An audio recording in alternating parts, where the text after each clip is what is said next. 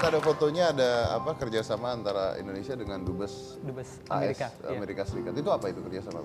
Itu workshop namanya Dance Ability. Jadi semacam kerjasama di bidang dance dan mendatangkan pelatih langsung dari Amerika, didatangkan ke Yogyakarta. Oke. Jadi Dance Ability itu sendiri perpaduan lebih ke tari kontemporer, lebih ke Ya, Anda di sana sebagai peserta workshop. Peserta workshop. Jadi pesertanya emang dari orang normal dan difabel. Oke. Kamu katanya suka naik sepeda? Ya. Gimana caranya dengan satu kaki? Kalau sepedanya sendiri sih fiksi. Jadi fiksi itu pedalnya muter terus. Jadi lebih ke kalau keseimbangan kan emang udah bisa. Jadi ya yang jadi apa? Untuk ngayuhnya cuman di kiri aja, kanannya enggak. Nah, kalau berhenti berarti langsung ke kiri. ke kiri. Udah biasa sih. Jadi udah biasa begitu. Berarti naik motor bisa? Naik motor bisa. Naik motor juga bisa. Wow, oke. Nah, oke. Saya punya orang tuanya di sini. Bisa saya bicara sama orang tuanya? Mana orang tuanya? Oh, oke. Apa kabar, Bu? Oke. Gimana pada saat waktu itu kejadian itu Ibu mikir gimana itu? Mikirnya kecelakaan biasa gitu. Terus begitu tahu harus dipotong kakinya? Ya susah juga. Nggak stres? Enggak. Ibu nggak stres? Enggak. Oh ya? Kok bisa nggak stres, Bu? Karena cuma satu gitu kakinya yang potong. Anaknya kan tegar. Oh, anaknya tegar. Dia nggak komplain, nggak ngomong apapun? Nggak nangis, nggak apa gitu nggak? Enggak. Wow, oke. Dan Ibu bangga nggak sekarang? Bangga sekali. Kenapa bisa bangga sekali? Ya, prestasinya banyak. Prestasinya banyak. Oke. Sebentar, saya pengen tahu kok kata Ibu bilang Ibu nggak stres karena kamu tegar tuh gimana ceritanya? Ya emang waktu itu pas di rumah sakit kan Ibu kaget. Ternyata kecelakaannya itu mengharuskan kaki kanan saya hilang. Jadi pikirannya Ibu itu cuman kecelakaan biasa yang cuman ya, dan ternyata kehilangan satu kaki. Begitu lihat datang langsung ke rumah sakit, ketemu langsung, Ibu sempat mau nangis. Tapi aku coba bilang ke Ibu itu, Bu, nggak apa-apa. Aku udah nggak apa-apa, jadi Ibu nggak usah nangis. Kamu coba untuk menenangkan Ibu? Ya. Oke. Nah, kamu sendiri nggak stres? Alhamdulillah nggak. Secara mental nggak kena? Enggak, karena emang dari awal, yaitu tadi, udah punya kayak pegangan di dalam hati bahwa ini udah takdir yang dikasih Tuhan, ini udah jalan yang dikasih Tuhan, jadi jalani aja. Jadi diikhlaskan dan dijalani saja. Oke, tapi yang menarik adalah justru dengan seperti itu malah bisa membuktikan hal yang berbeda ya, malah dapat banyak penghargaan dan banyak sebagainya. Pengalaman juga. Banyak pengalaman juga gitu. Kamu ngajar juga nggak, Bipoy? Ngajarin beberapa temen sih, jadi bukan ngajar yang khusus gitu, enggak. Jadi ketika ada temen yang minta tolong untuk diajarin ya aku bantuin untuk ngajarin. Oke, berarti artinya sekarang ini kamu punya warnet dan kamu menjalankan B-Boy sebagai hobi dan ngambil prestasi-prestasi di sana. Iya. Oke, baik. Baik. Nah, saya ada satu bintang tamu lagi. Ini juga bintang tamu yang pantang menyerah gitu. Jadi dia tuh kuliah karena pada saat itu untuk membantu dana dia harus kerja. Ini menarik nih. Jadi kerjanya itu untuk membiayai kuliahnya itu adalah jaga mayat. Dia jaga mayat. Jadi mungkin mayat tuh suka kabur-kaburan ya. Saya juga bingung gitu, jaga mayat tuh seperti apa. Tapi kita lihat aja ya, ini adalah Pak Satar. Coba kita putar. Oh, ada di sini. Universitas Jember, perjalanan hidup Satar, sarjana ekonomi, magister manajemen, dari penjaga mayat hingga raih gelar magister. Oh, ya kan? Dari jaga mayat sampai S2. Oke, ada lagi? Udah? Oke, kalau gitu kita undang saja. Langsung aja, ini adalah Pak Satar.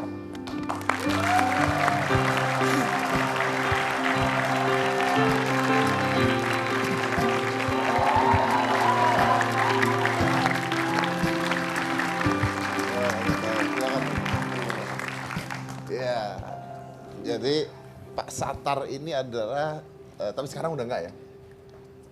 Kadang-kadang. Masih. Oh, kadang-kadang Iya, masih. kalau Oh. masih dibutuhkan saya. Kalau masih dibutuhkan Iya. itu. Anu mau daftar?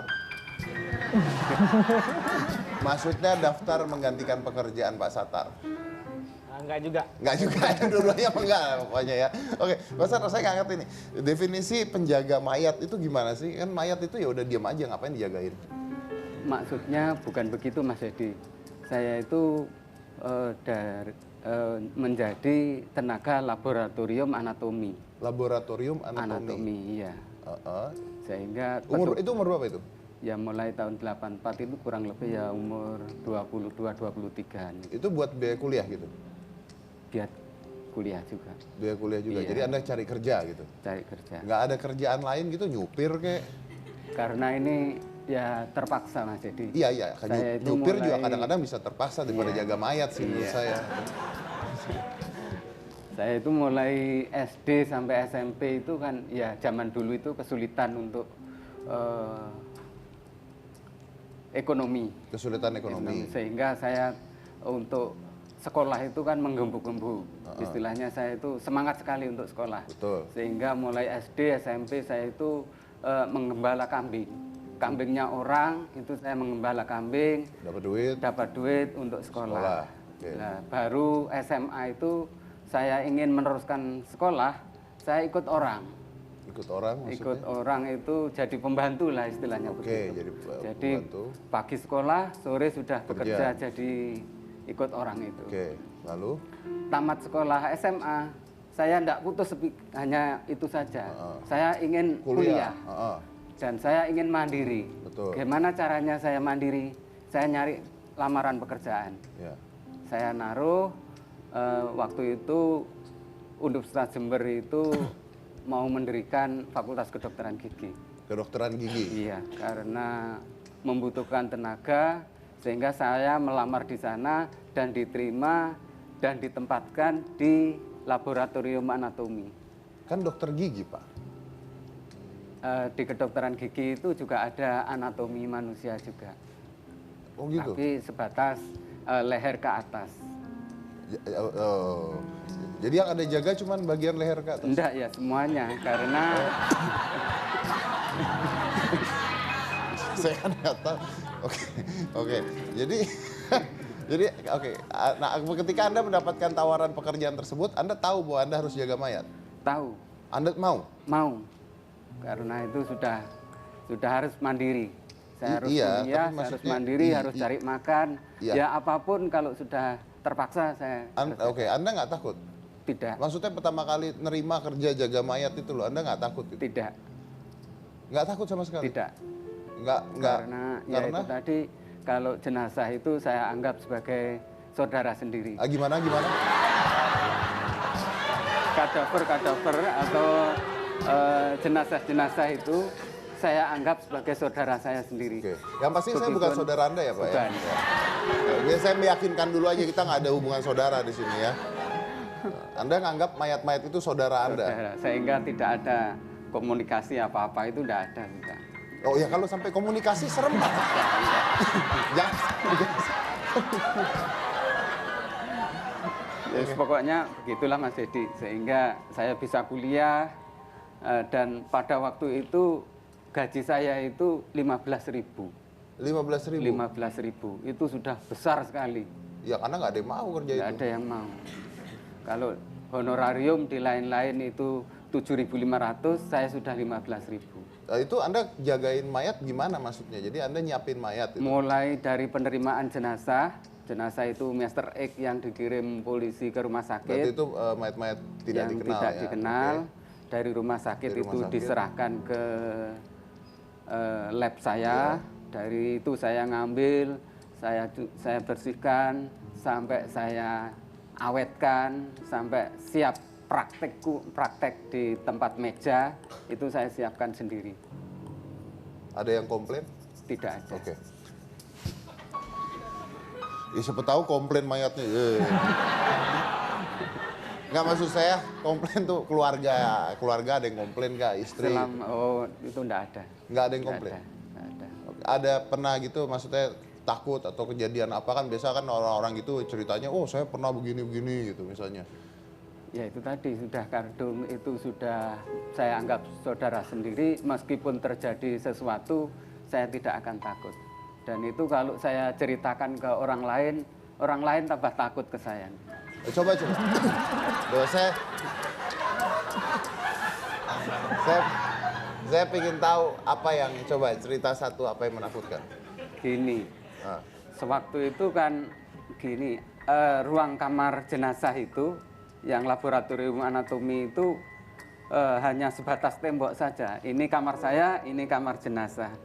Saya menetap di situ lama sekali, sehingga saya juga mandi di kamar mayat, tidur saya di situ. Lalu? Nah, kalau pas malam itu ya dengar air yang mengalir, dengar orang menyapu, dan itu sudah biasa. Saya anggap biar aja sudah. Mumpung ada yang bantu Mumpung nyapu. ada yang nyapu, tapi kenyataannya juga tidak bersih. Oh, kenyataannya nggak bersih Nggak juga? bersih. Oh, dia nyapu nggak bersih? Nggak bersih.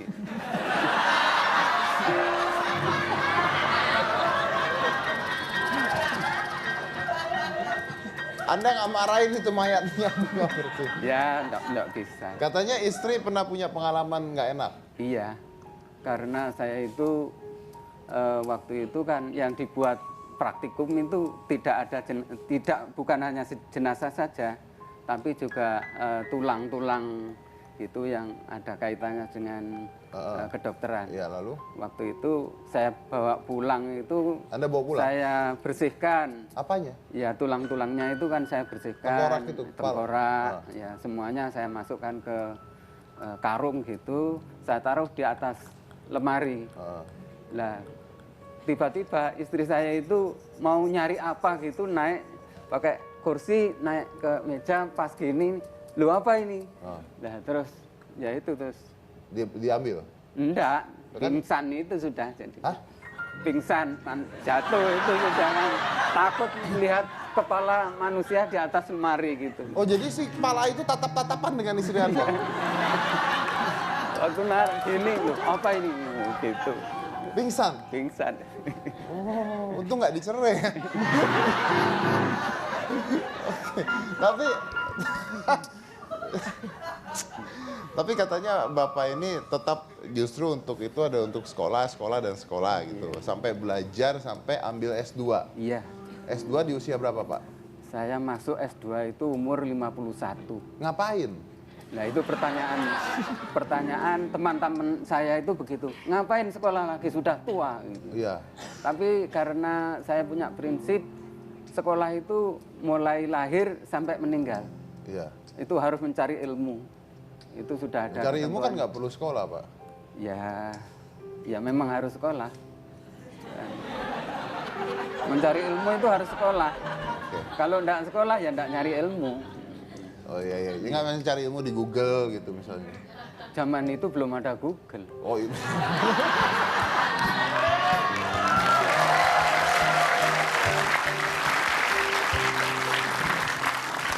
Tapi katanya juga Anda memotivasi anak Anda untuk ambil S2 juga. Betul.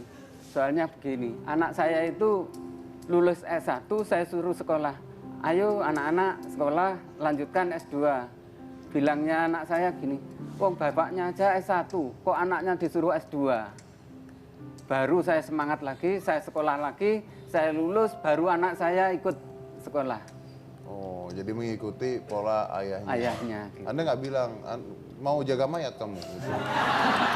Kalau itu cukup saya saja. Cukup Anda saja ya? Saya saja. Oke. Nah, tapi Pak Sattar ini adalah S2 lulusan termuda ya, umur 51 ya? Tertua.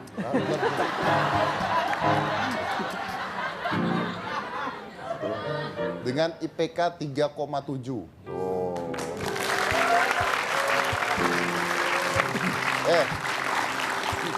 Dia waktu ujian nggak perlu nyontek, dia denger banyak bisikan. Oke, saya mau tanya, pertanyaan saya sebelum saya break. Anda ingat nggak, sudah berapa mayat yang Anda kenal? Saudara Anda itu udah berapa? Waktu saya tinggal itu, saya sudah meninggalkan jenazah itu 16 jenazah. 16 jenazah. 16 jenazah. Anda pergi, yang gantiin Anda ada? Ada. Ada. Mau ada yang kerja di situ? Ada. Salah satu seorang itu menggantikan saya tentir, saya ajari sehingga sampai sekarang itu menggantikan saya. Tapi kalau masih ada kesulitan, saya juga masih bisa bantu Sampai sekarang? sampai sekarang. Oke lah, hidup Anda ya, jadi terserah dengan pilihan hidup Anda ya. Oke baik, saya break dulu, jangan kemana-mana, tetap di Hitam Putih.